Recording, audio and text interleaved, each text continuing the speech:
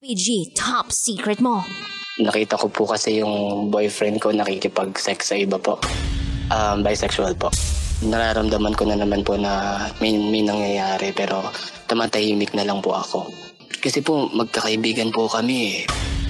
Yung mga ibang kasama po namin sa bahay, alam na naman po pala nila na may nangyayari po dun sa kanila ng jowa ko. Tapos ako lang po yung hindi nakakaalam.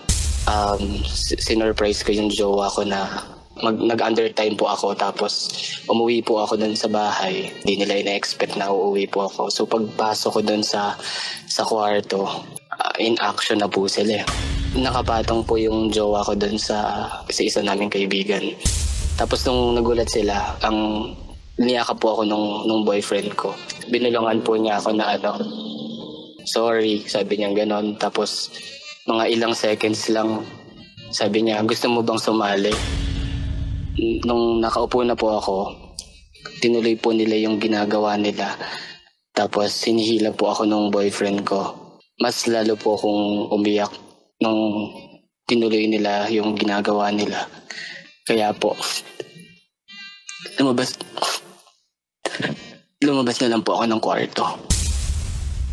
Sabi niya, dahil daw po kasi yun sa akin, kasi madalang po yung pagsisex po namin. Hindi ko po alam kung iiwalayan ko siya. Hindi ko alam kung aalis ako sa bahay. Hindi ko alam kung kakalimutan ko yung mga kaibigan ko. Yung naiisip ko po nung gabing yon, umakyat po ng building and tumalon po. Yun po talaga yung naiisip ko. But after kong mahimasmasan, I think na parang sayang yung buhay. Masakit lang po talaga, DJ.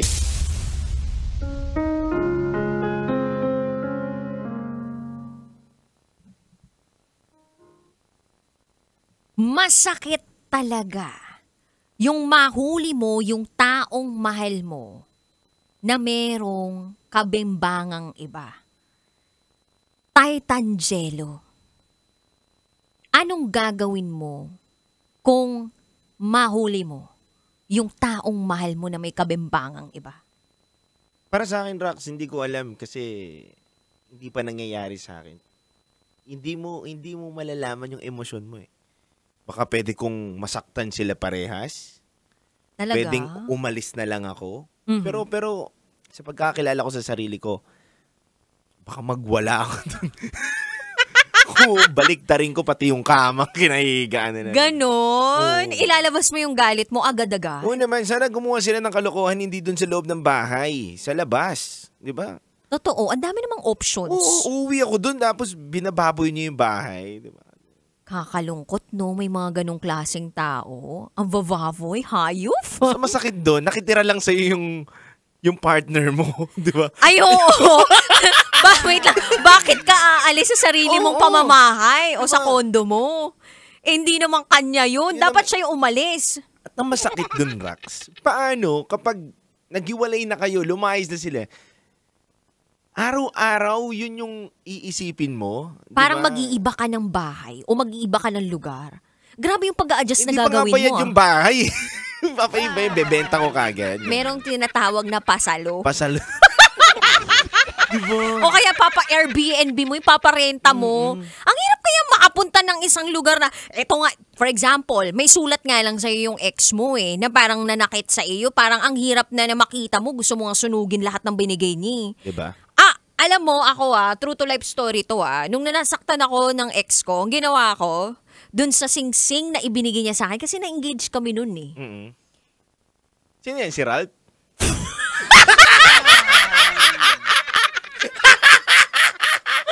Hindi ko kinaya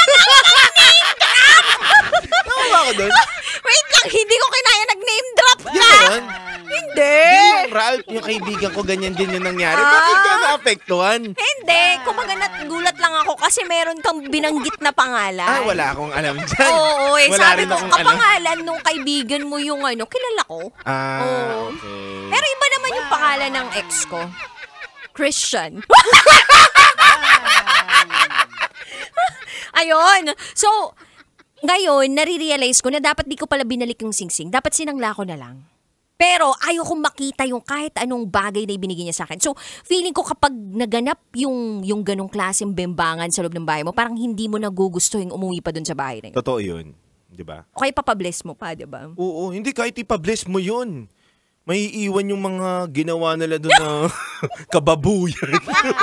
Hindi mo alam, mga gumulong-gulong yun doon. Sa CR, sa kusina, ginamit lahat doon. Sa may balkonahe. Kung may balkonahe man yung social, di ba? Sa bagay, may mga ngamoy pa doon. Oo, hindi mo alam.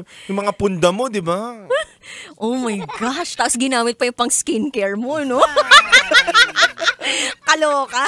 Ay nako, but anyway, tuminutino na nga kayo. Dapat gayahin nyo si Titan Jello tsaka si Raketera. Yan, mabait talaga kami dito. At tayo yung mga tao. Parang delikado ako doon.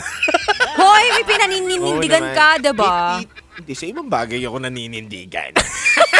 Hindi, joke lang. Oo naman, dapat naman talaga na maging mabuti at matino tayo. Oo, piliin natin yung tama and we have to influence others na gawin din yung tama. Yes. Para walang taong nasasaktan. Kung meron mang masaktan, at least panandalian lang, hindi pang matagalan. Tama yan. At syempre, hindi naman natin maiiwasan na makapanakit tayo ng tao. Pero wag na natin ulitin. Yes. Di ba? Alam na natin yung pagkakamali natin sa nakaraan dahil hindi ka pa matured yun. Mapusok ka pa. Hindi mo pa alam yung mga tama at mali. Mali sa tama. Di ba? Yan. Yung decolor sa puti. Yan. Iba talaga, no, Diba? kapag galing sa experience mo, Titan Yes. Jello, Hindi no? naman. Nakita ko lang to. Nakita mo lang, na-review mo lang. Di ba?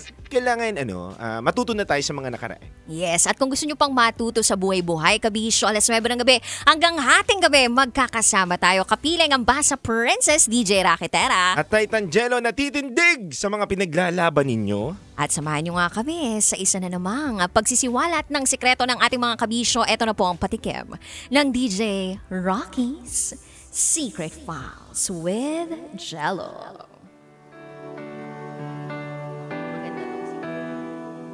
Inayos ko lang yung secret. 19 years old pa lang ako, pero 10 na ang body count ko. 19 years old pero 10 na yung body count. Explain nga natin sa kanila yung body count. Titan Jello, ano ibig sabihin ng body count? Ito yung mga bagay na pumasok sa'yo tapos lumabas. Pumasok sa katawan mo tapos lumabas? Oo. Edi, ibig sabihin, yung pantutuli pwede.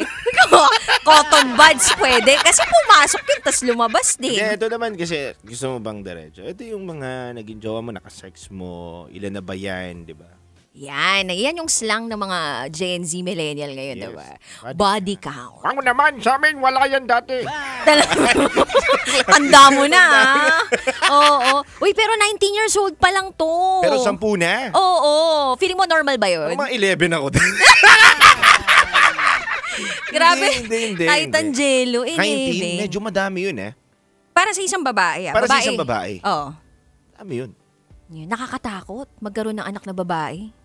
Sobra naman. Totoo yan. Hindi, kumbaga parang ako bigla naging advanced thinking ako ngayon na Mas mabuting uy, lalaki. hindi rin naman. Kumbaga parang wala naman.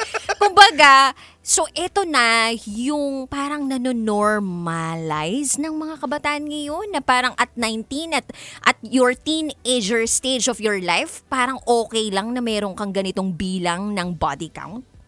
May mas mabata pa. May mga 14 nga, nabuntis na. Oh Diba? my God. Ganyan na yung mundo natin ngayon eh. Hindi na natin nakokontrol yung mga isip ng bata. Siguro dahil din sa pag-guide ng mga magulang, dahil din hindi rin masyadong, dahil din sa social media, dahil mapusok na silang lahat. Lack of Sabi, guidance. Yes. Kung pwede lang may CCTV lahat ng ginagawa ng anak mo, gawin mo, no? Pero what if yung magulang as in nonchalant lang or parang pinabayaan na lang? O kaya galing sa isang pamilya na hindi naman talaga buo? Na sabihin nating broken family? Yes, may mga pinaguhugutan yan. May mga dahilan kung bakit din ganyan. Tama ka dyan. Well, mukhang malalim tong hugot ng ating secret file sender. Kaya abangan niyo po yan sa aming pagbabalik. Kasama pa rin si DJ Rocky. Titan Jello sa 90.7 Love Radio. Kailangan pa bang i-memorize yan? Basic. Susunod na ang DJ Rocky's Secret Files with Jello. Halo-halo ang nararamdaman ko. Kinakabahan ako, natatakot ako, gusto kong tumakbo pero hawak niya ang kamay ko.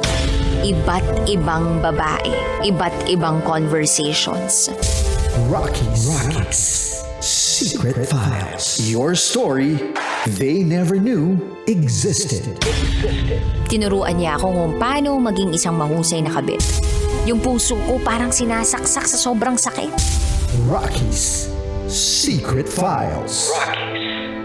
Secret Files. With Titan Jello. Rocky's Secret Files. Rocky's Secret Files.